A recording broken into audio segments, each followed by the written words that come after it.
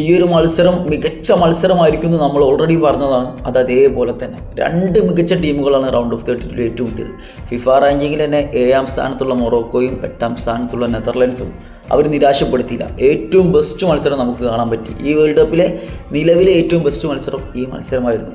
ഇവരുടെ regular ടൈമിലെ performance, 90 മിനിറ്റിലെ performance scene മത്സരമായിരുന്നു. രണ്ട് ടീമും തോറ്റു കൊടുക്കാൻ തയ്യാറല്ലാതെ അങ്ങോട്ടും ഇങ്ങോട്ടും മാറി മാറി അറ്റാക്ക് ചെയ്തതാണ് നമുക്ക് കാണാൻ പറ്റിയത്.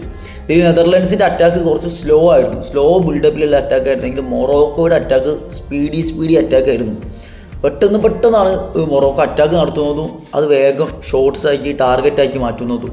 രണ്ട് കിട്ടില്ലം സേവ് നെതർലൻഡിൻ്റെ കീപ്പർ നടത്തി, കിട്ടില്ലം സേവ് കിട്ടും. പക്ഷേ നെതർലൻഡ്സിൻ്റെ ഭാഗത്തുനിന്ന് അങ്ങനെ പേടിപ്പിക്കുന്ന രീതിയിലുള്ള ഷോട്ടും കാര്യങ്ങളും വന്നിട്ടില്ലായിരുന്നു.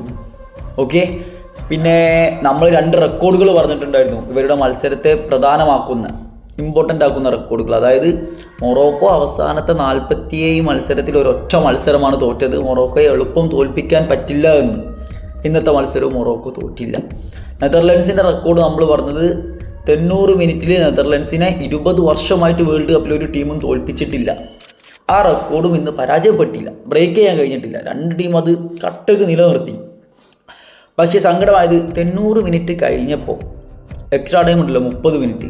ആ 30 മിനിറ്റിൽ നെതർലൻഡ്സ് ഭയങ്കര സ്ലോ ഗെയിമാണ് കളിച്ചത്. അതായത് ജയിക്കണം എന്നുള്ള ഇൻറ്റൻഷൻ ഇല്ലാതെ മത്സരം പെനാൾട്ടിയിലേക്ക് പോയിക്കോട്ടോ എന്നുള്ള മട്ടിൽ കുറച്ച് സമയം പോക്കുന്നതൊക്കെ നമുക്ക് കാണാൻ പറ്റി. പക്ഷെ മൊറോക്കോ ജയിക്കണം എന്നുള്ള വാശിയിൽ തന്നെയായിരുന്നു അപ്പോഴും കളിച്ചത്. അത് ഭയങ്കര ഇഷ്ടപ്പെട്ടു.